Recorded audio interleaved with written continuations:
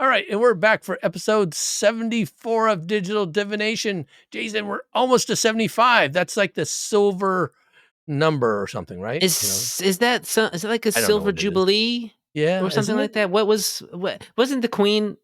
Didn't the Queen have the silver jubilee? A little bit ago, and Yeah, that was 75. Or is yeah. that 100 years? I don't remember, but it I is. don't It think is she at was. I least. don't think it was 100. She didn't make No, that. she didn't. She didn't do it. Yeah, she didn't make that up. Yeah, So yeah, it wouldn't be 100, would it? No. yeah. 75. We're Yeah. we're close. So we'll celebrate a lot next time when we get Yes. 75. How's that? We'll bring out the pinatas and the Yes. noisemakers. Okay. Oh yeah. We'll have to be careful with the recording then with the noisemakers. Yeah, that's true. That's Put them over off to the side. yeah. It's been an exciting week, or It's this been an week's a nice exciting week. year, John, and it's only the Yes, 10th. it's true. That's true. Yeah, so we're recording on the Tuesday before this gets posted, so the 10th of January, and so far this year, there's been a lot of noise regarding some large company in the Seattle area that does Mhm. something. You familiar with anything about that? If I think I know what you're talking about, because it's what everyone in the basically the RPG sphere has kind of been talking about the past couple of days, and that's Wizards OGL leak, OGL Yes. 1.1 leak. Mhm. There are a lot of other places to get a lot more information about that, especially here on the No Direction Network. I did Mhm. listen to Ryan and Owen Casey Stevens and Alex Agunas talk Yeah, of me their too. sort Yeah. of did that the other day. Very informative. Check it out. There's articles out there you can read. Mhm. Don't. We're not going to go into it here because neither of us are really experts on the subject, and either No. they're our hot takes are probably just like, hey, it might affect Starfinder if what's going on, because Starfinder is published Mhm. under OGL 1.0a because it is pretty much you can trace a direct line from D&D 3.5 to Starfinder. Yes. And it actually Yes. took me a couple days to remember that. I was a little just thinking about like, oh, what's Paizo Yeah. going to do with all the new stuff? And second Yeah. edition isn't really that derivative of 3.5. They could probably do their own thing. And then someone was like, Right. oh yeah, Starfinder. I was like, oh no, Starfinder too. Yeah. Shoot, yeah, that's like a direct line. Yes. Yeah, I think that more so, definitely. Yeah, I guess all I'll really add to this is, um, I have it on good authority that nobody has all the information and nobody knows. yeah, So that's what indeed. I have it at this point. So, any speculation, that's Yeah, all it purely is, and I don't I don't feel the need to add to that speculation. I will just mention the one thing I'm curious about. I'm actually hoping to interview some folks on one of my other shows hmm about this is what can current companies do to yeah, get out from under OGL if that's something that they want to do? How yeah. difficult will that be? And for some companies, it'll be really difficult. Other companies, like Essence 20, I think doesn't even fall under it, right? No, the Renegade Game Studio stuff Yeah, does not fall under any OGL license. yeah, It has its own thing. You can't use it. I'll tell you this, like right, it's something that I thought about when I was like first starting. I was looking at the rules, like all these rules that they're simple enough that we can you can make other games with them for sure. Yeah, and then I kind of asked about it. And like, no, you can't. You're not allowed to sell homebrew and sell any Essence 20 stuff. Obviously, you do what you want at home. If you want to make up your own game at home and sort of borrow the general ideas behind Essence 20, go right. for it. But they just because Transformers and Power Rangers and My Little Pony and GI Joe are Hasbro properties, that doesn't mean that we're um, tied that to other Hasbro things, right? Right. Renegade is basically partnering with Hasbro to sort of get these things out, but like all this Wizards of the Coast stuff doesn't really have anything to do with us. So that's what we're going to say on that. Yep. Now, getting back to our regularly scheduled program, last when we saw our heroes here, we were going to talk Mhm. about our favorite armor upgrades. Yeah. And I will say that this is more challenging than I thought to narrow it down to 5. Okay. I'm playing a high level character now in the Devastation arc, and I think I have 6 armor slots, 6 armor Okay. upgrade Yeah. slots. And even then it was hard, it's kind of hard to figure out what 6 you want at high level. hmm So narrowing it down to 5 of all of them, regardless of level, I found to be quite challenging. What about you? Yeah, I found it tricky. There's, like, stuff that I was sort of thinking about, like, well, do I wanna talk about some of your basics, your force Mhm, fields and your mhm, thermal capacitors and just sort of giving you basic sort of protections, which you'll want to right. have at those levels. Yeah, yeah, But then yeah, I started thinking about, well, what are some of the more weird or fun stuff that you can do with armor yeah. upgrades? And that's what I picked, for my Yeah, 5th. I think I tend to be more practical, and you tend to be more weird with these these That's why favorites. I like to Which get the little extra abilities that sometimes, you may yeah, not use every adventure as opposed to a force field, which you can use every fight, or right, heat resistance, fire resistance 5 or whatever, which will right, come into play right. 9 times out of 10. Agreed, agreed. Alright. So, I'll go ahead and get started this time because I think you started I last time. Alright. I don't remember, but So go right ahead. yeah, that's fine. I'm ready. Okay. So, my 5th, with 1 being the best, so my 5th Mhm, favorite, I actually mentioned this when we were talking about magic items, mhm, and it's the backup generator. mhm. Um, Oh, yeah. it's a 4th level item, so it's not super, super low, but the neat thing about it is basically you put it in your armor and you can charge up batteries while you're walking. The kinetic Yeah. movement charges them up. And the reason why this was a big deal, for me, where I found this important, was when we were doing, this is gonna be a slight spoiler here. We were in Castroville, in the jungles of Castroville in the Dead Suns adventure path. I think Mhm. it was book 3. And you're there for super long time, like weeks and weeks Yeah. and weeks, You right? gotta march. You gotta march, and you have no way to recharge anything, but because you're moving It's so true. much, you can recharge batteries. And so that that to me was like, "Oh, this is," like you mentioned the charge cloak before, this is my answer to Mhm. charging something up. So, I thought the backup generator was kinda neat, but it's in my number 5 slot. What about Yeah. you? Cool. My number 5 is also kind of, on the practical side of things, I would say. This probably goes from maybe it doesn't go exactly from most to least practical, but, Yeah. for number 5, I picked a pet carrier. I Um saw yes, okay. Yeah, I don't know why, I like the idea. I mean, it's sort of like, yeah, we introduced pets into the game in, like, Alien Archive 3, and, you get little guys, they can give you a little bonus here and there. They're not really like animal companions. They don't go out. They can, right. some of them do have attacks, and you can get them to level them up to get to be more Mhm, robust in mhm. attacks. But if you got a little guy who you just wanna bring with you, I'm mainly thinking about the little shape-changing ooze guy. And Yes. granted, shape-changing ooze guy is not necessarily gonna need environmental protections, but if you get a little something fuzzy, little rabbity thing, or a fuzzy little alien buddy, have a little pet carrier. Stick them in there. They're there. They're safer. You can bring them out. You get their benefits while they're in there too, Mhm. right? They can't do anything, but they're there. And they get your environmental protection. So I thought it was nice. It's a level 1 item. It's pretty cheap, so it's one of those things that you can sort of scoop up if you need it. Are you familiar with the Sharktopus? Why does that sound familiar? So in one of the, Starfinder adventures, I think it's the first season one. First no, I think it's 2nd season. I know the authors who wrote it, but I Right. don't say their names. But one of the things that you find that happens to be in a room is this, kind of this baby, this small thing with a shark kinda head and an octopus body, and it's just, like, Hmm. super friendly, right? Oh, And, cute. it's one of the things that you get as a boon for your character now, you have the Sharktopus pet that can hang around all the time.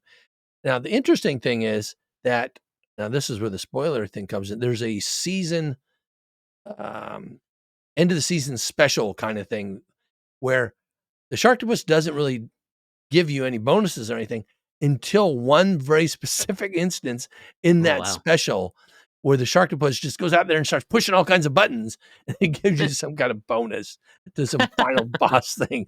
And Wow. so it's a really cool Easter egg Yeah. that's kinda in there if you play through the whole thing.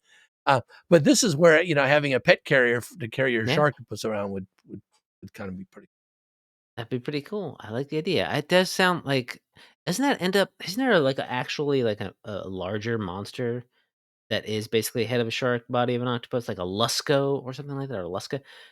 It also makes me think of Grindylows, which are, Yeah. but those guys are more goblins than, they're goblin shark octopuses basically, but So anyway, I when you kinda mentioned pets, I yeah. about it. Cool.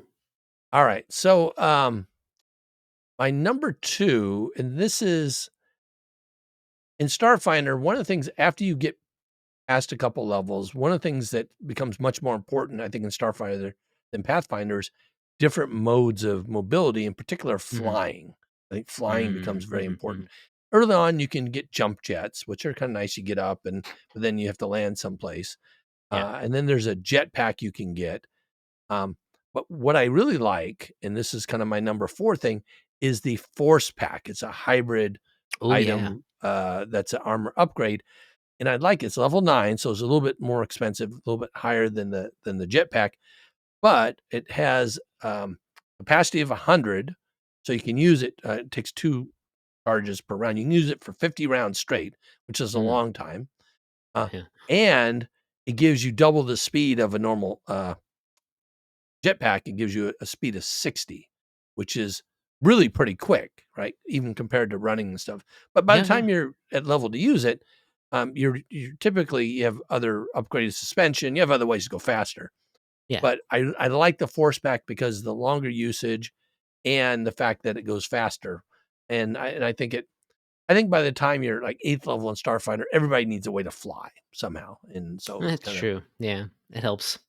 I picture the Force Pack being the most futuristic version yeah, of the mod. Like jetpack's probably like fueled, but the Force Pack it yeah. goes is the one that goes wee wee wee wee wee wee, wee, or Right. jets Right, and right. noises as you fly Mhm. yourself around. Little circles come out of the jetpack. I'm sure.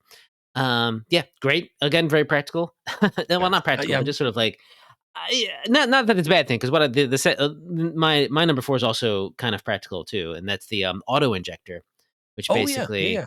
basically lets you to sort of like have a serum, essentially a Yeah. serum of healing or what have you, ready without having to get it out and then inject it. You just kind of like I was pictured it kind of on the shoulder. I think maybe in the illustration is even makes it look like it's on the shoulder, Mhm. and then you just sort of like instead of taking the time to drink it, you just kind of I don't know what press a button or flex a muscle or whatever, and it injects it right into you, and you get the benefits very quick, very fast, very much to sort of like save that action economy. Is it a swift action to do it or But no, it's actually a move action, a move action but still? Okay. it's Right. still But you don't have to do a it, full round to drink it you have to kind of full thing. on to get it Yeah. out and then drink it. Yeah. Right, that's a move Yeah, action, yeah. understand or whatever. Yeah. It's just sort Yeah, of you yeah. you preload it. Now you got to know what you want ahead of time. Generally, Right. you're gonna put a healing serum in there, right? Right. And then you can just kind of get those hit points back, and then take another swing with the dashko or shot with the shotgun or something. Cool. All right. So my number 3, and I'll have to preface this, is that I don't play a lot of casters Hmm. in Starfinder. I actually like melee characters quite a bit. So I really enjoy the haste circuit. Now, That's one of my honorable mentions, I gotta say. yeah, and the reason there's 2 really cool things about it. So, as a swift action, you can activate it, Mhm. then you can move and get a full round attack in, and it gives you an increase of 30 feet on your speed. So, Mhm. if you're like a blitz soldier who already gets, some extra movement and stuff, Oh, wow. now, man, you can move a long way and still get a full attack. And so, like, my Vanguard, I have a high level Vanguard. And Vanguard, as you get to higher level, you actually get this as an ability, which is really kind of cool. Right? Oh, This yeah. is one of the things you can choose. But yeah, having haste in for melee characters is really powerful. So if you have casters that can cast haste on everybody, then that's great, right? Just Right, like yeah. in Pathfinder. Um, but if you're in a group that like playing society play, oftentimes they're not balanced. I remember my first Gen Con, I played at the highest level game we had, which was like 8th level or something. The entire group was soldiers, you know. Mm. So it's like, Yeah. I like to be a little self sufficient here. So Yeah. yeah, so yeah, my number 3 was the haste circuit. Like it quite a bit. The it's good because the haste spell does require you to kinda be a little more grouped up, and if you're, like you said, like a Yeah. blitz soldier or whatever, you might already be ahead of the pack and outside of the range of a haste Mhm. spell, so why not just, like you said, be self-sufficient and, Yeah. use it to even, if need to, get out of there, get back to everybody. Mhm. Yeah. My number 3, defensive, I would say, because it is and it's something this is a slightly weird one, but I just like the idea of this broadband noise generator. It's Oh, in wow. Tech Revolution, Yeah. and it's just kinda niche, I'll admit it. But it basically sort of, like, helps to dampen, the, blind sense and blind sight that a creature might have so that you Oh, so, like, can against swarm creatures and stuff like that, against essentially? swarm creatures, Yeah. against sort of things that, if you wanna, like, do some sort of combo where you are invisible, but then you're Mhm. going up against someone who's got the blind sight or blind sense, you can Right. turn this on, and it kinda just sort of has this I don't know, sound and vibrations or whatever. They get to make a saving throw, but if they fail it, blind Mhm. sight is reduced to blind sense, and blind sense is just removed. Wow, So, it that's knocks it down a actually whole pretty notch. significant. Yeah, in the Yeah, right I mean, yeah, situations. and it's interesting because, I mean, there's actually 3 marks on this one, and basically, the different marks only just have better saving throws, better DC, higher DCs, right? Mhm. But the first one is only you get at second level. So, if you can afford it, and for whatever reason you're already going against blind sight and blind sense creatures, Mhm. it could be effective for you. Yeah, one of the interesting things that we found boy, I'm gonna do a lot of spoilers here. Fair enough. Going through Dead Suns, Hmm. and generally higher level in a lot of adventures and things like that, is in creatures have invisibility, and Hmm. you have to learn how to deal with it, Yeah. so, I that's one of those things that as I get to higher level, I always like to have some way to kinda deal with that. But kinda related to this, um, my number 2 is something called a light wrap inlay, which basically grants you invisibility, Hmm. and, you can use it up to 10 rounds, and what I like about it, again, because I don't play with a lot of casters, if I'm a soldier, I'm a big, loud, unstealthy type. Yeah. I can turn this on and gain some stealth bonus. I can try to be somebody who can sneak around a little bit, but I'm still clumping around and stuff, Sure. right? But Yeah. becoming invisible. And, it's 5,000 credits, which is, the grander scheme of things, that's really cheap as you get to higher level and you Yeah. get invisibility, you know? Yeah. Yeah. Yeah. So, so that's kind of like my number 2. And again, I've used it quite a bit. I think it's kind of practical, not super high level, but Another one of my honorable mentions, I gotta say, too. Uh, wow. and yeah, no, you want to, like, if you pair that up with the noise generator, the broadband noise generator, Yes. you can be invisible, and then things who Mhm. rely on blind sense to be able to find the invisibility can't find you.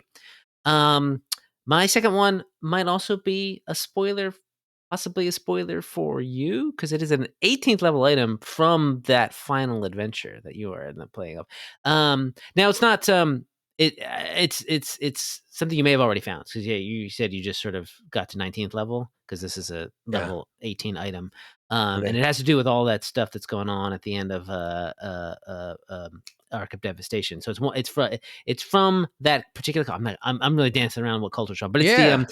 the Okay. quantum phasing armor upgrade. Uh, th- Oh, I think this I think we saw that, but I don't remember you what might it have seen does. one. Yeah, I think This yeah, I think we one is give you the sort of, like, you're talking about turning invisible or haste, whatever. This kind of in a lot of ways is the next sort of higher level right, sort of thing, because it's a little bit like, I guess it's a little bit like not blur, but the other one, displacement. right. You have There's a 50% mischance that attacks against you happens, and you're flickering in and out of existence, so you're not, like, so blind fighting and blind sense and true seeing can't it better, those sort of defeat invisibility in a lot of ways, right? But those are not useful against this flickering situation. And you can also sometimes step through some walls, with it too, because it's a really high So, level item. I thought maybe we found that, and maybe I only recall the stepping through walls part. Oh, Maybe we haven't found that.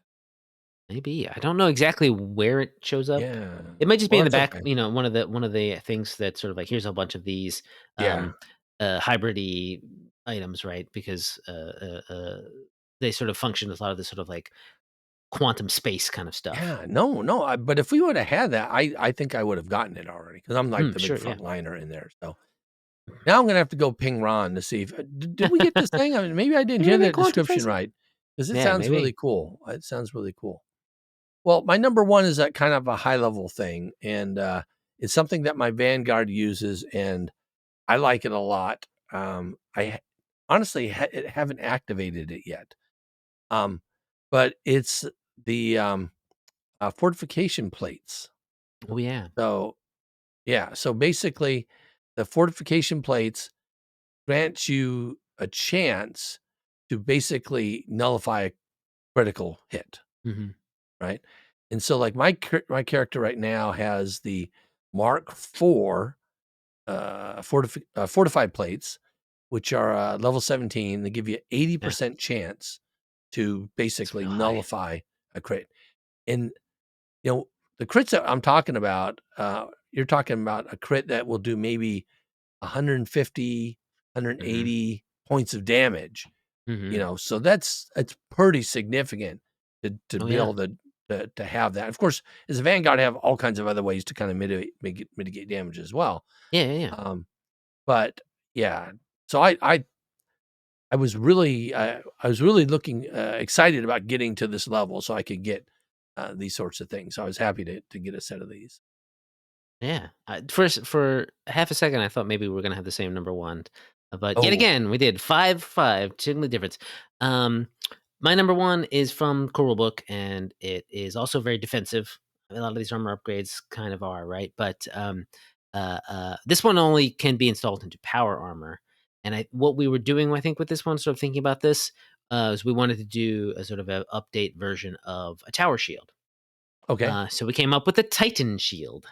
okay, Uh, all right, and the Titan Shield is basically lets you sort of activate it. This is sort of like before we had all the shield rules that right, right, come right, in common. This is sort of hmm the only shield that existed basically. But what it right, does is it basically turns a whole edge of a square into cover right, for you.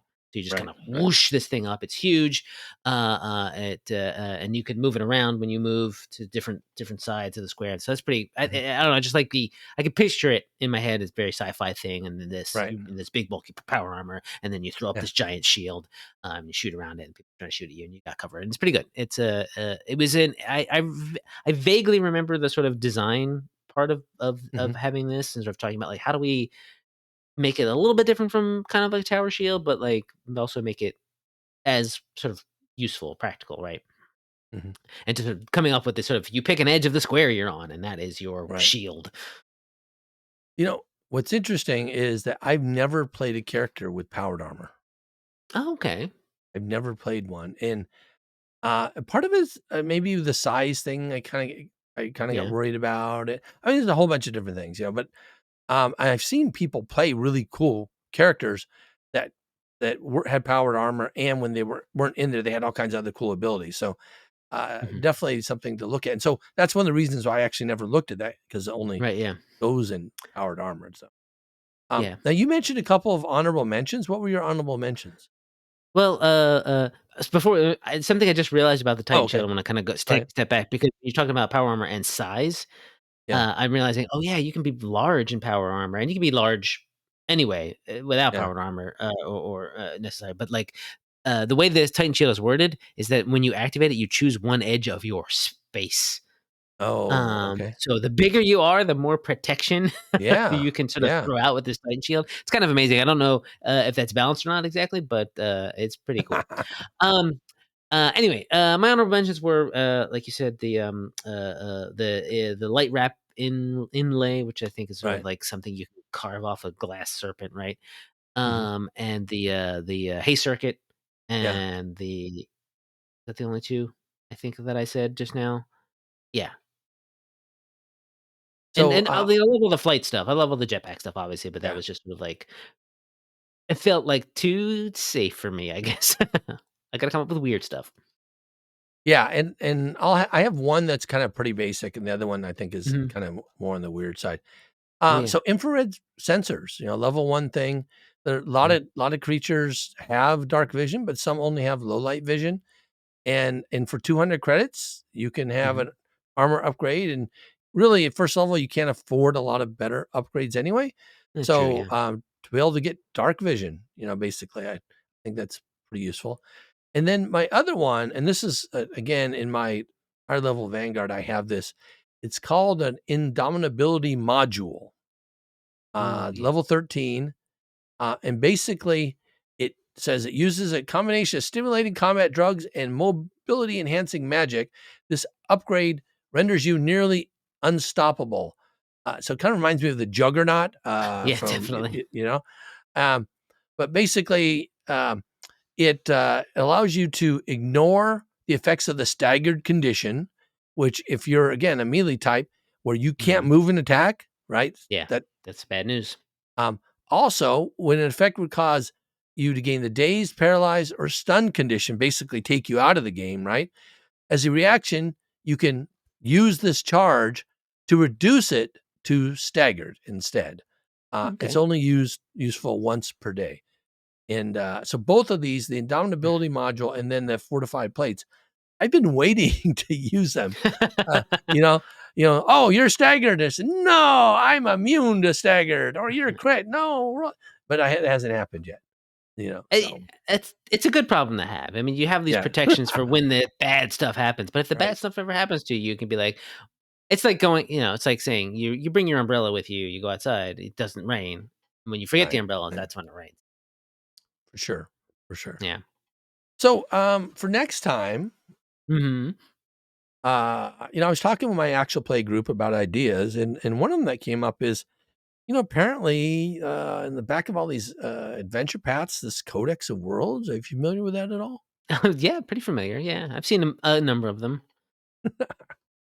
And so one of the things that we thought about is kind of maybe what are our favorite planets, and Mhm. or maybe what makes for a cool planet too. How do Yeah. you develop something that's uniquely different than other things, and stuff like that. So I thought we could. I haven't really thought about my favorite planets yet, so I think that's kind of a fun thing, and we have quite a few more to choose from. And then maybe talk a little bit more, especially from the developer side, is Yeah. what do you look at when you're making a planet?